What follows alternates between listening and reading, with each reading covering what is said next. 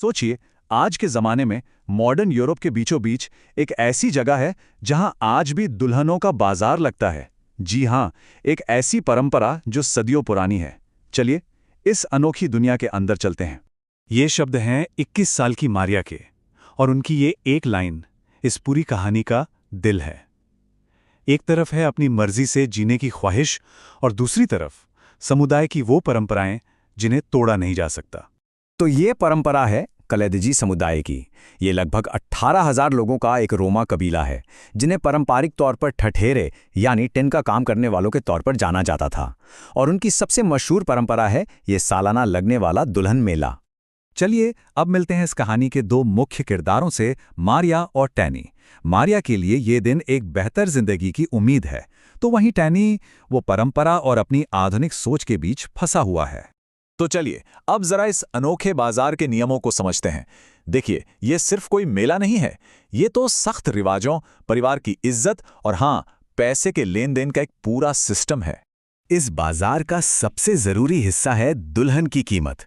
ये वो रकम है जो लड़के का परिवार लड़की के परिवार को देता है।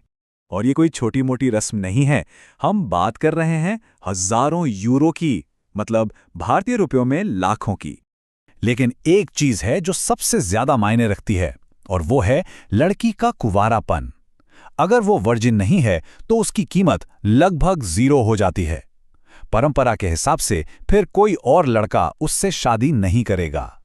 लेकिन ये सदियों पुराने नियम अब एक नई दुनिया से टकरा रहे हैं। और ये दुनिया कहाँ है? ये हर नौजवान की जेब में रखे स्मार्टफोन में है। एक तरफ है पुरानी पीढ़ी के लोग, जैसे टैनी की माँ रोजी। वो उस जमाने को याद करती हैं जब पहनावा बहुत कंजर्वेटिव था और रिवाजों को सख्ती से माना जाता था। और फिर दूसरी तरफ है टेनी। वो साफ साफ कहता है, उसकी सोच दिखाती है कि कैसे नई पीढ़ी पर मॉडर्न फैशन और इंटरनेट का असर पड़ा है। अब देखिए, रिश्ते बनाने का तरीका कैसे बदल गया है।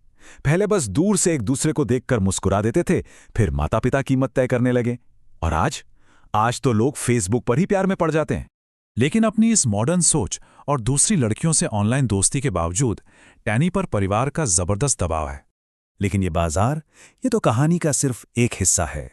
पर्दे के पीछे ये कलेदजी समुदाय बहुत ही गंभीर सामाजिक और आर्थिक मुश्किलों से जूझ रहा है।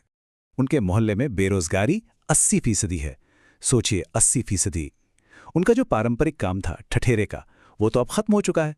इसीलिए एक अच्छी शादी और दुल्हन की अच्छी कीमत परिवार के लिए इतनी जरूरी हो जाती है। एक लोकल एनजीओ ने कुछ चौंकाने वाली बातें सामने रखी हैं, जैसे सिर्फ अपने ही समुदाय में शादी करने की वजह से जेनेटिक बीमारियां बढ़ रही हैं, गरीबी बहुत ज्यादा है, और हेल्थ इंश्योरेंस तो है ही नहीं। इसी वजह से हेपेटाइटिस और टीबी जैसी बीमारियां भी आम हैं।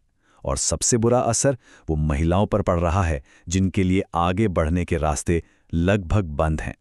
एनजीओ के डायरेक्टर का साफ कहना है कि ये बिल्कुल गलत है कि महिलाओं को इतना बांध कर रखा जाए कि वो आज के जॉब मार्केट के लिए जरूरी बेसिक स्किल्स भी ना सीख पाएं।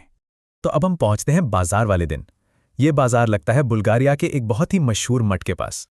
और यहाँ की एक जरूरी रस्म है तैयारी।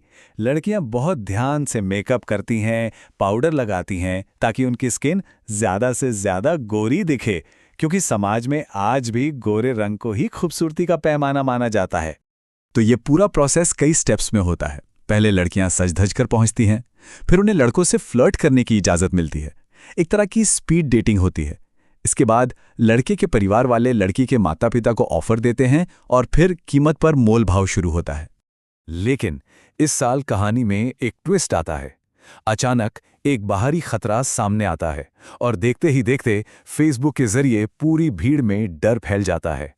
ये जो बाजार में रुकावट आई है ना, ये एक तरह से इस पूरी परंपरा की हालत को दिखाता है, जो आज की दुनिया में अपनी जगह बचाने के लिए जूझ रही है। तो खतरा सिर्फ बाहर से, मतलब इन बाइकर गैंग से नहीं है।